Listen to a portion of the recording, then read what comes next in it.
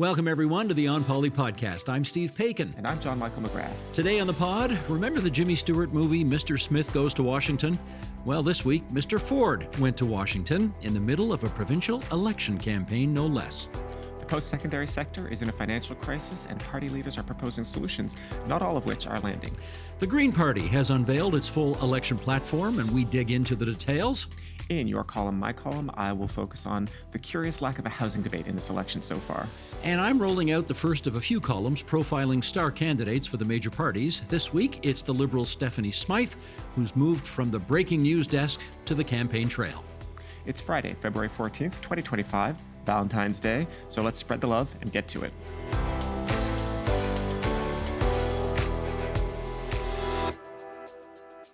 Hey, I like that. Let's start with spreading the love right there. A little sugar, a little extra sugar for Valentine's Day. There we go. Don't tell our wives. We don't need to worry. They're not watching. They're not watching anyway. Yeah, you don't need to worry about it. Okay, a T-shirt off the top. We are star stuff. That means what?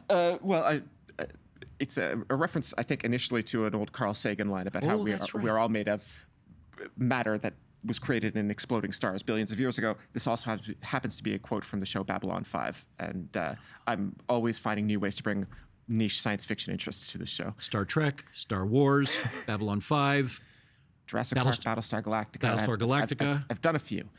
You are, no, anyway, we all know this about you. My shirt today, there is a method to the madness of this shirt as well. This is a shirt for the University of Toronto Mississauga campus, yes. UTM as they call it. Professor Christopher Greenway recently invited me to go to one of his classes, political studies class, and give a speech about John Turner, about whom I wrote a book several years ago, former Prime Minister of Canada.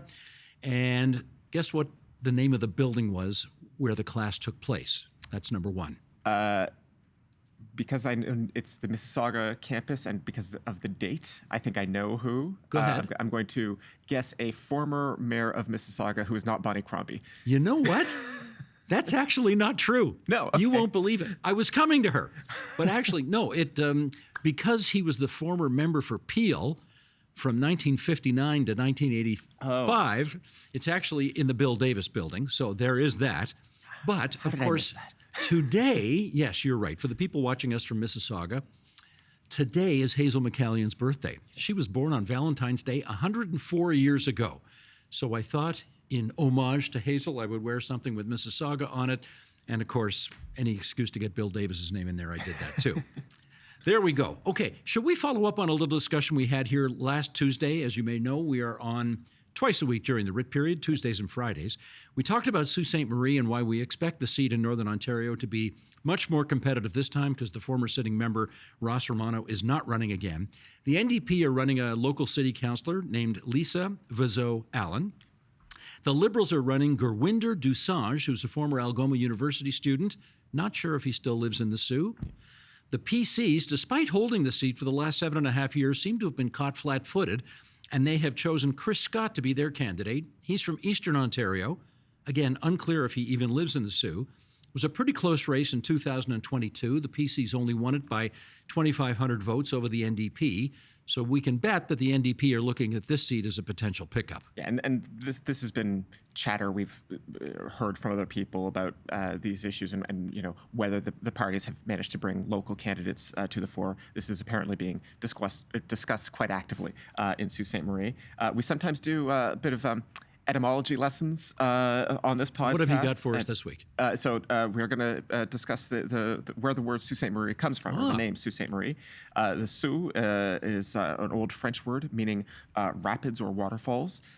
So it is a reference to the rapids of the St. Mary River, which is the river that runs through Sault Ste. Marie, connects Lake Superior to Lake Huron.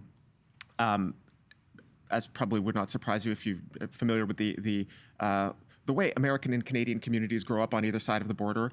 Sault Ste. Marie is one of those towns where there is a Sault Ste. Marie, Ontario, and there is also a Sault Ste. Marie, Michigan, just on either side of the river from each other. Of course, also there are the Sioux Locks. It's a major. It's where Lake Superior meets Lake Huron. It's a major shipping point as well. So anyway, that is where we get the name Sault Ste. Marie. And it sounds better in French, I have to say. Yes. Sault Ste. Marie. Yes. I mean, it really, as everything sounds better in French. Anyways, while we're talking about Northern Ontario, we should also point out that the Northern Ontario Leaders Debate took place today, but because of our taping time, we're taping this before the debate started, so we will get you caught up on what emerged from the Northern Ontario Leaders Debate. We'll do that on our podcast next Tuesday, when we're also, of course, going to talk about the main event, which is the Leaders Debate General Interest happening in Toronto Monday night. Yes. So it'll be a debate-a-palooza show on Tuesday, I guess.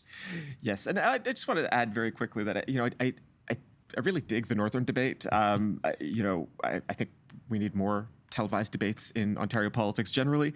And for a while there, there was a Northern Leaders debate in 2014 that the then PC leader opted not to show up for because he didn't believe it would be beneficial for his campaign.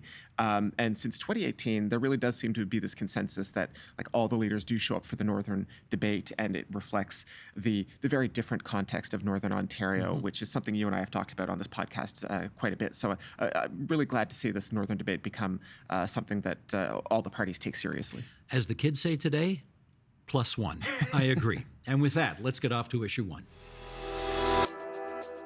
I can't remember the last time any premier of Ontario actually left the province to travel to another country in the middle of an election campaign.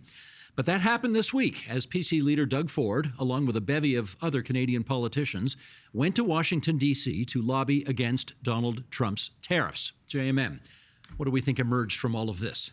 Honestly, not a ton. The premiers clearly expressed their concerns. They did manage to get a meeting with two White House advisors to the president. But in terms of, moving the needle in terms of substantive policy change, there is no evidence of that emanating from the White House. After the meeting, the Deputy Chief of Staff, James Blair, posted to X that Trump's desire to make Canada the 51st state is still on the table. And on top of that, the Trump administration has announced yet another new round of tariffs just yesterday. It's not clear yet how those will apply to Canada, but we are unlikely to be unscathed. So tariffs are still on. Talk of annexation is still on. If this trip was supposed to actually meaningfully change relations between Canada and the U.S., I see no evidence of that. And Trump was trolling yesterday again as well when he had his little impromptu news conference in the Oval Office referring to Governor Trudeau. I spoke to Governor Trudeau earlier today. Yes. He's quite a troll in some respects, Yes, that has been one of the consistent themes of his presidency. Yeah. How about advertising? So the Ford campaign did produce an ad about this trip to talk about their time in Washington. It shows Premier Ford at various events in Washington, D.C. He's accompanied by other cabinet ministers. Remind our listeners that they are all still cabinet ministers. Not MPPs, but ministers. Correct, yes. Vic Fideli and Stephen Lecce were part of this ad speaking about the economic unity between our two countries, and I believe we've got that ad, so we will take a look. Let's focus on restoring the pride of Made in the USA and Made in Canada. Let's be unapologetic as we stand up for American and Canadian workers. Today, let's usher in the new American and Canadian century, a new golden age. Let's build Fortress Amcan. Thank you, and may God bless the people of America, and may God bless the people of Canada. Thank you so much. So we are talking about this ad because it has become controversial. The video that we just showed is not the original version, or at least not the first version of that ad that went up. The original version at the end of the ad had the PC Party logo emblazoned at the end of it, which I believe we do also have an image of that. We got that shot? There we go. Okay, so Protect Ontario is obviously the big slogan for the PC Party in this campaign, and that partisan slogan was on at the end of the ad originally. Yes, they posted this ad to X with that partisan brand. Then, as people drew attention to the fact that it had that partisan branding, they pulled it. Why does that matter? The Integrity Commissioner had more or less cleared this trip to Washington, D.C., but had said that it should not be used for expressly partisan purposes. that's explicit partisan purpose in the ad. The party, as we say, did remove the ad. They have said that they did so out of an abundance of caution, but the NDP have registered a complaint with the Integrity Commissioner and are asking him to investigate that. While the NDP leader, Marit Stiles, had something to say about this as well, I gather? Yes, exactly. So Marit Stiles did have this to say. We have a clip of what she said. It has never been more clear that Doug Ford will do anything and everything it takes to hold on to power for power's sake. He'll keep breaking the rules. He's under RCMP criminal investigation right now for his carving up of the Greenbelt, and that won't be the last of it. That was NDP leader Stiles up in Sudbury yesterday, where she announced her Northern Ontario platform. For her part, the Liberal leader, Bonnie Crombie, also talked about Ford's trip to Washington and about the flight the PC leader took out of Washington to come back to Canada to participate in the Northern Ontario leaders' debate in North Bay today. So let's roll the Crombie clip. So, he has no concern for taxpayers' dollars or the rules as laid out during election campaigns. He's misusing government resources. Like, I'd like to know who's paying for the private jet to ferry him from Washington to North Bay tomorrow. To carry on an election campaign, he's misusing government dollars. Liberal leader Crombie in Elmvale, near Barrie, Ontario, yesterday. Both opposition leaders really decrying what is a pretty flagrant violation of the agreed-upon rules in an election campaign. Right, and we've talked about this before, the caretaker convention that says, in effect, that the government is not supposed to use public office for private or partisan gain. These statements, of course, on the way to the Northern debate. There will be that debate on Friday, as we said. There will be another one on Monday, and they're getting their punches in early. Marit Stiles had some more to say yesterday in Sudbury. I believe we've got a clip of that as well. I think Doug Ford is scared of me. I really do. I don't know. I think he's scared of me because he never comes to question period when I'm there, and he doesn't like to answer my questions in question period. He just doesn't show up to do it. So I think it's time for him to face his fears. And I look forward to him doing that in the Northern debate and on Monday, and to answer for all of his failures. Well, here we go. We're taking shots across the bow already. Obviously, the opposition strategy at this debate, both debates, is going to be get under Doug Ford's skin. As long as he is able to sort of be calm and rise above it all, he presents pretty well. If they can needle him and get to him and get under his skin, sometimes the bear comes out of the cage, and that's a Doug Ford that is more controversial and maybe a little less likable. So we'll watch for that. Yes, I think they will be trying very, very hard to get him off message, and they will hope to benefit from that. Yeah. So we've got all the premiers, including Doug Ford, obviously, as the head of the Council of the Federation, the group of premiers. They're all in Washington this week. They got, as you suggested, a meeting with a couple of fairly low-level White House staffers. What's the overall effect of all of this right now? As I say, I don't think it's been a huge benefit to the PC party. Maybe I'm wrong. Maybe we will see some big movement in the polls or something.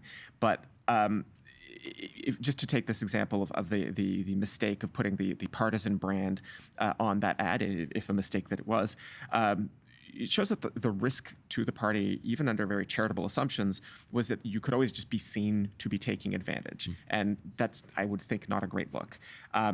We can see it already has teed up the opposition parties to hammer away at a governing party that is perceived to be using every trick they can to their own advantage, including picking the timing of this election.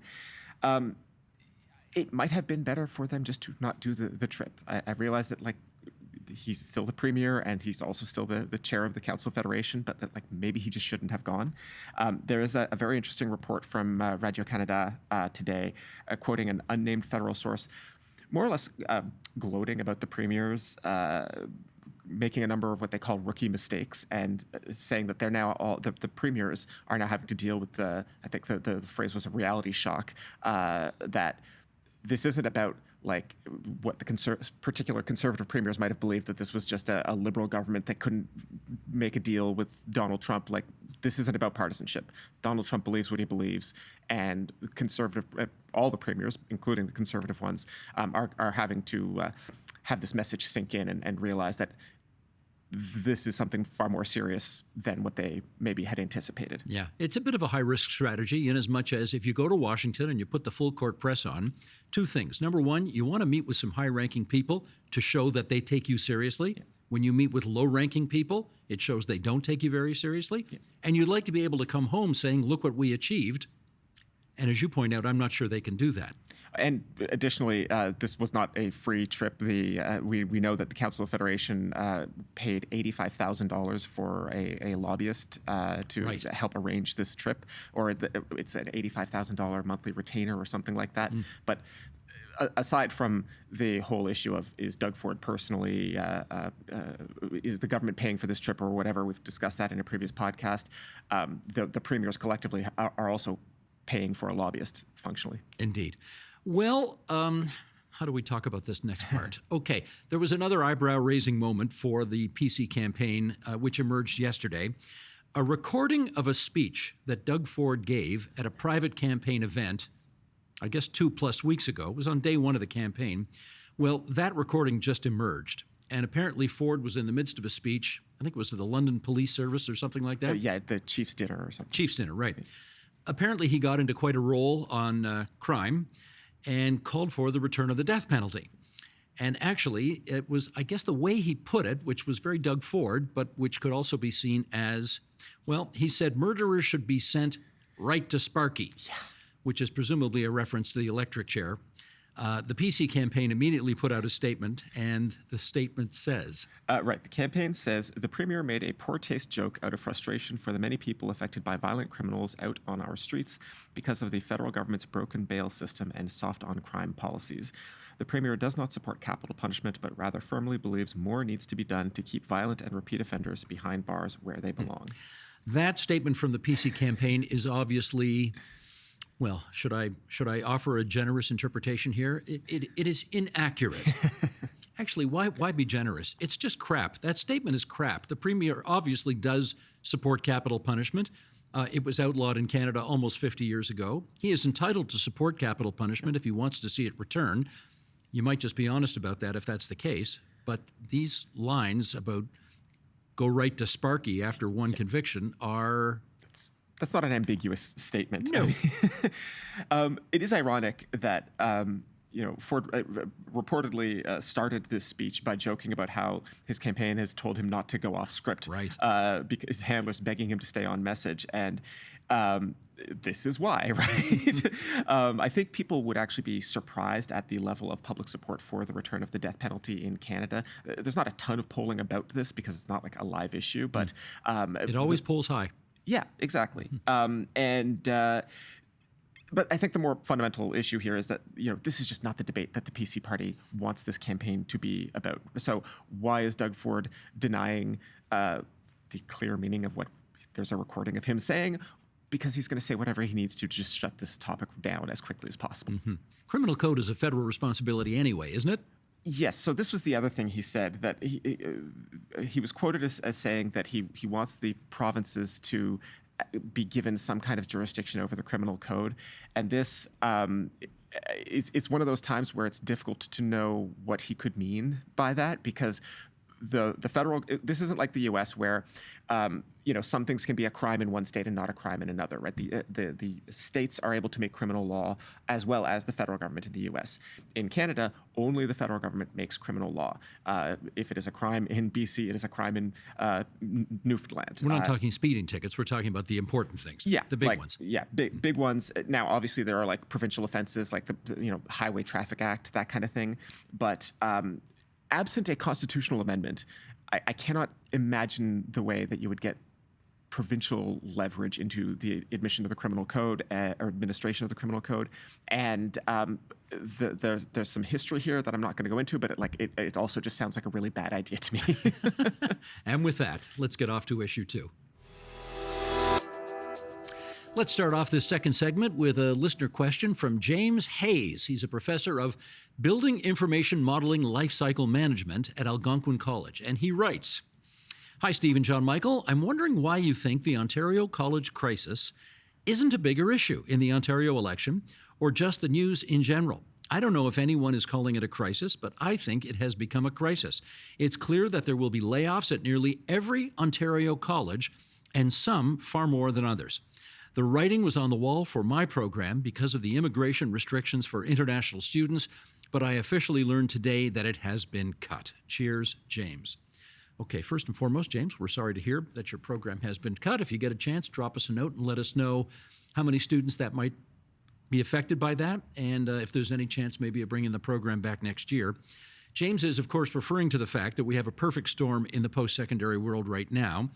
Ever since, it kind of started when the PCs took over governing Ontario in 2018. The Ford government froze tuition, which on the face of it, if you're a student, sounds like a great thing, deals with affordability issues and so on, except that it has also had the effect of depriving colleges and universities of money that they need in order to keep offering programs and hire staff and so on. If you're paying for an education, you want to get a good education. Second, of course, the feds cut way back in offering student visas, so that has deprived the post-secondary system of even more money because, of course, those students paid 3, 4, even 5 times as much in tuition fees as domestic students did. In effect, they were sort of floating the whole system financially because provincial funding was being cut back, so the foreign students made up the difference. The result is we are seeing a system in deep, deep trouble right now. Now, this past week, NDP leader Stiles, Liberal leader Crombie, they both confirmed they would maintain the tuition freeze if they won the upcoming election, which again, on the face of it, you might think sounds good, but what are the broader implications? Well, continuing to freeze the tuition, again, just think of how much inflation you've seen since 2018. So freezing tuition at 2018 levels is leading to larger operating deficits for schools. Tuition helps pay for programming, for staff, as we say, operations. The 3 opposition leaders have all said that they would increase the base provincial funding for colleges and universities. That is one possible way to fill the gap that is being created by the tuition freeze. But how much increased spending that comes from the province is a big question. The sector has asked for $2.5 billion. The PC government did commit, I believe, $1 billion, but that still leaves $1.5 billion or so a hole to fill, and we do not yet know how much more money will be coming. When the announcement that the Liberals made about freezing tuition came forward, I texted an Ontario University president, and I'll just leave it like that, and you'll see why when you read his response. I said, what do you think about the effect of the freeze that's being offered here? We should add that it's Crombie set a tuition freeze plus capping the number of international students at 10%. Correct, and that's what this president got back to me with. Here was the text. Someone should do a quick calculation on what Bonnie's cap of a maximum of 10% international students would cost U of T. I'll start. Loss of 20,000 plus international students, paying $60,000 per student. That's $1.2 billion a year. And the president finished by saying, what a stupid, effing, except not effing, clueless, random policy statement. And just to be clear, it was not the president of U of T I was texting with. We'll put that on the record there. Not going to say who it was, but it wasn't him. There have actually been some pretty thoughtful debates about this on X, which you might think is an oxymoron, but you know what? Amazing. Still possible. It's still possible, yeah. When a reporter for QP Briefing reported that Bonnie Crombie promised to cap international student enrollment at 10% for each college and university in Ontario, Alex Usher, who is perhaps, what do we call him? He's the OG for post-secondary commentary and analysis in the country. He responded on X by saying, Liberals to post-secondary education, drop dead. But then Chris Bentley, who's a former cabinet minister in Dalton McGuinty's government, posted that the post-secondary sector, in his view, had overreached. It's grown too much by relying on foreign students that helped create that problem. It's up to incoming government, colleges and universities to develop a forward-looking, sustainable approach to funding, recognize the economic situation and get more creative than the current approach. Win the crowd, says Chris Bentley. Alex Usher came back with this. This is an effective $3 to $4 billion cut to universities and colleges. There's no creativity that gets you around this. Chris Bentley came back with Post-secondary education had a significant part in causing the reduction of that source of income. Post-secondary education needs sustainable funding. My point is the traditional give us money approach is not working. Time to use a different approach. I gotta say, I kind of like that exchange, It's respectful. There was information exchanged, ideas exchanged. I don't know. What'd you think of it? I am struck by, to use a word that the kids use these days, I'm struck by the similar vibes here between the post-secondary education sector and municipalities. There is basically an arithmetic problem here, as Alex Usher was alluding to there, right? There are jobs that need doing in this province, and there are bodies, whether they are colleges and universities or municipalities, there are bodies that we have created to do that work. But the province also massively constrains their ability to pay for the jobs that need doing. They have some ability to be creative, raising new money in some places, but ultimately what is required here is either for the province to show up with a big bag of its own money and say, help yourself, or to let either municipalities or colleges and universities find new ways to bring in the money. And like in the case of the post-secondary system, that could mean ending the tuition freeze in municipalities. Maybe that's new forms of taxation. These things have all been debated to death. At a certain point, you just have to figure out how you're going to make the arithmetic sum. Yeah, and I guess in fairness to the opposition parties, they've both said that they would put more money from general revenue into the post-secondary system to make up for the other funding cuts. I'm not sure how specific they've been about all of that, but anyway, to be continued. And with that, let's get off to issue 3. The Ontario Green Party has launched its entire platform. It's entitled Our Plan for Fairness. JMM, let's get to some of the highlights here. Let's talk healthcare first, one of the most important issues in this election, any Ontario election. The Green Party would spend nearly $7 billion to expand access to primary care, reduce backlogs, increase hospital funding, hire more PSWs, and create a pharmacare agreement. On housing, they would build 2 million homes within urban boundaries. That is an important point that, of course, the Green Party does not support endless sprawl into farmers' fields. They want to see those homes built in existing urban areas. They would allow single-family homes to be divided up into multiple units, as many as 4 units province-wide, and then they would give loans to new homeowners to build affordable rental units to help pay down their mortgages. There's some more housing stuff that I'm going to get into in your column, my column, because that turns out to be a bit of an issue in one riding in particular. And they're, as we said, that they've got this theme of fairness in their platform on economic fairness. They are proposing something that you might like, something that has come up on this podcast before, Steve. They would stop giving hydro rebate checks to everyone in Ontario, including the wealthiest Ontarians, and they would redirect it to low and middle income earners. I ask the finance minister about this every day, every budget day. Yes. I ask him this question: why are you sending checks to millionaires so they can help pay their hydro bills? And what are we? We're subsidizing to the tune of $6 to $7 billion now. It's a lot. Makes no sense to me, but okay, whatever. We should say Mike Schreiner's ideas end up. Well, let me put it this way: somebody tweeted at me yesterday saying, "Why are you giving any coverage at all to the Green Party? They're not going to be the next government. You're just wasting everybody's time." And my attitude was, well, not necessarily. Some people contribute to public life by being the deciders. They're in government. Others by pressing the deciders to come their way on various issues, and that's what Schreiner does. Mike Schreiner is also one of those guys who actually doesn't mind if you steal his ideas.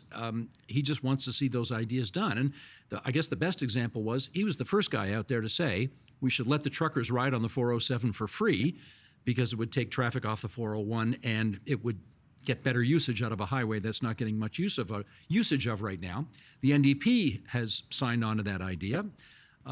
So this is one way to influence the public agenda. Yeah, part of this is that Mike Schreiner is just like a genial guy, and he's not going to mind if you steal his ideas. And some of that, he's not going to say this particularly in an election campaign, but like if you strapped him to a chair and hit him with some truth serum, he would admit that no, the Green Party is not going to form government after this election. But as you say, the constructive role that it plays in Ontario politics is bringing forward good ideas and at least forcing other parties to either adopt them, which happens, or explain why they won't. And we are seeing both of those happen in this election. And with that, let's get off to your column, my column. Okay, this is the part of the program where we talk about the columns we wrote for tvo.org this past week. JMM, what do you want to feature? So this week I wrote in part about the curious relative lack of housing policy debate in this election so far. This is an issue that, at least according to most of the polls I've seen, people rank as one of the most important issues for them in their lives. Either people talk about affordability, or if you ask them about housing separate from affordability, people always rank it very, very high. And yet, it hasn't featured that much yet in the general election debate, with the exception of the riding of Parry Sound, Muskoka, where the former sitting member, Graydon Smith, former mayor, PC candidate, is really going hammer and tong against the local Green candidate, Matt Richter. Who came second last time, I think, didn't he? Came in second and made a good fight of it in 2022. Richter is also a Green candidate that the party really thinks he is their best shot at getting a third seat in the legislature. He's featured prominently in the platform. They have his photo in the platform along with Schreiner and Ashland Clancy, the other two MPPs or people they hope to make MPPs after this election. Graydon Smith is attacking Richter in part over the Green Party's promise to liberalize planning rules allowing fourplexes, but more importantly in this context, the Green Party has proposed to allow mid-rise, like 6 to 11-story buildings in certain high-density areas. Smith is saying that this would, bring towers all over Muskoka and, railing against that. A very interesting little small debate happening here, but the debate should be happening province-wide, is my point. We should hope to see this issue really debated a bit more comprehensively. Maybe we'll see something in the leaders' debate on Monday, but if not then, I hope sometime in the next 2 weeks. Very good. Well, I pulled a McGrath this past week. Okay. You know what that means? I don't I know. wrote 2 columns. Oh, okay. Not just one. I wrote 2 columns. We're in a writ period right now, so there's lots to talk about. And the first thing is I wrote the first of what I think is going to be a 4-part series featuring so-called star candidates from all the major parties. So I started off this week with the riding we're in right now, Toronto-St. Paul's, which has been represented over the last couple of elections by Jill Andrew of the NDP. It had always been, this riding, reliably Liberal. The Liberals had won every single election in this riding since the boundaries were changed in 1999. Then, with the demise of the Liberal Party, the NDP took it twice. Stephanie Smythe is a name that will be familiar to many of our viewers and listeners. She staffed up the breaking news desk on CP24 for many, many years, and she is now the Liberal candidate in Toronto-St. Paul's. But there's a complication with her candidacy, and I'll give you just a little hint of it. Her husband is Paul Cook, who does the morning radio for 680 News Radio. And when your wife is running for a political party and you're supposed to cover the election on the radio, that's when things get complicated. So read that column to find out how they've worked all that out. I also want to just make, a quick reference to the fact that my second piece this week is something that I hope will make people feel good about politics again. I attended 2 model parliaments over the last several weeks. Queen's University, which has been doing this for 78 years, if you can imagine. 78 years, and they had their model parliament in the actual House of Commons, and then Laurentian University in Sudbury, which had theirs in the Senate. And they asked me to come and be, I think Queen's had me be the honorary speaker to sort of run question period, and then Laurentian had me play Governor General, where I read the speech from the throne. You would love the last line in the speech from the throne. It was, "May the force be with all of you." It was a pretty good line. Anyway, it was really lovely because these are all young people who are, they walk into the House of Commons and it's just, it's amazing. Yeah. And they do what you do at model parliament. They do question period, they introduce bills, they debate bills, they give speeches, and it gives you a taste of what it's like to be a member of parliament. And when the piece went up, which it did yesterday, the column, I got this response from a former cabinet minister in Bill Davis's government, who did his own kind of model parliament at the Ontario legislature 6+ decades ago. Wow.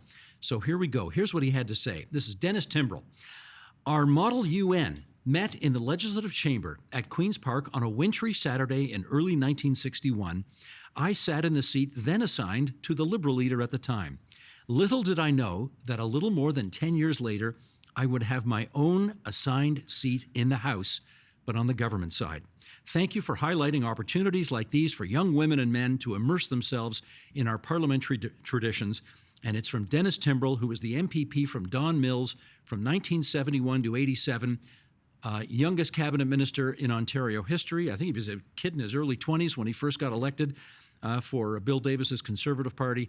So these things I think are worth doing, and I wanted to bring a little attention to it. And of course, you can read all of those columns, John Michael's and my own, on our website, tvo.org. And I'm just going to add that May the Force be with you was also in my wedding vows.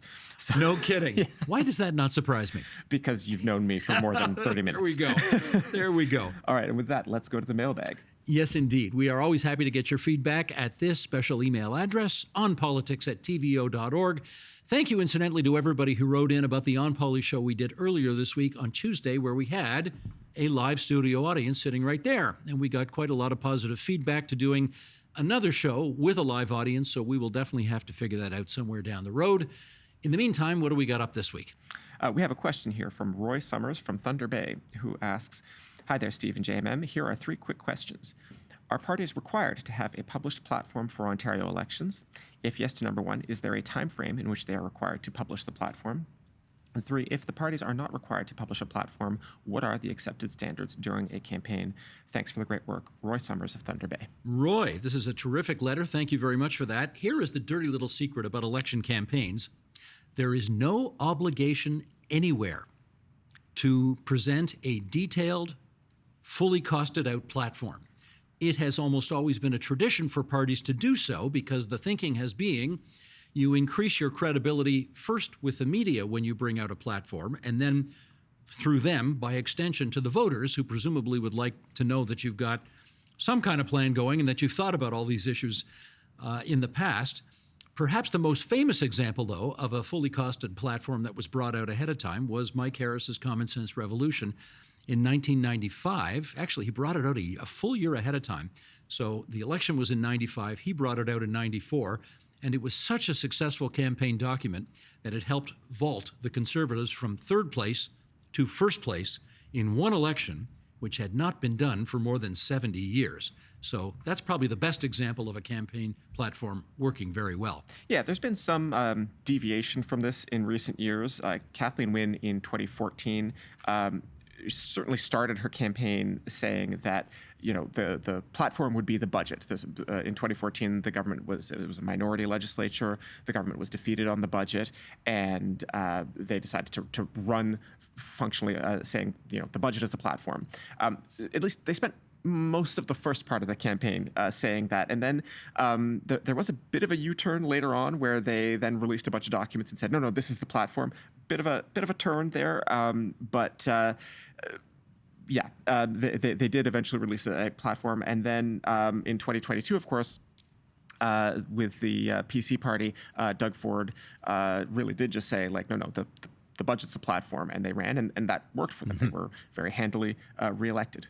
Roy, I can tell you there was one very notable exception to the do we need a platform or do we not need a platform during an election campaign. And it came in that same 1995 election I referenced a moment ago, but it was the New Democrats who had no platform at all.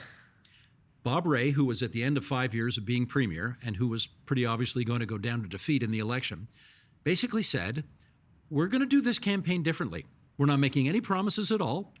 We're not putting out a platform. And he just basically went through the writ period saying, here's what I've done. We think you should give us another chance. And needless to say, it didn't work. But it did not. That's the only party and election I can ever recall in my lifetime where there was essentially no promises, no platform released at all. It was different. There's no no constitutional requirement for a platform or anything like that. There is one legal quirk in Ontario law, and we've talked about the common sense revolution. In 1999, the Harris government brought in something called the Taxpayer Protection Act, which says that the government cannot increase taxes unless there's a referendum approving the tax increase, or if there was an explicit promise to raise taxes made in an election campaign. And this is not really relevant because the law is kind of dumb and it cannot do what it pretends to. It's kind of a stunt law, and we get those sometimes.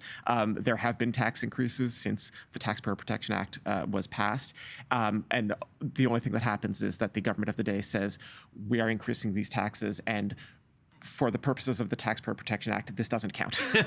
And then they go and increase taxes anyway. So that's the closest thing to a requirement to having a platform that I can think of. Right.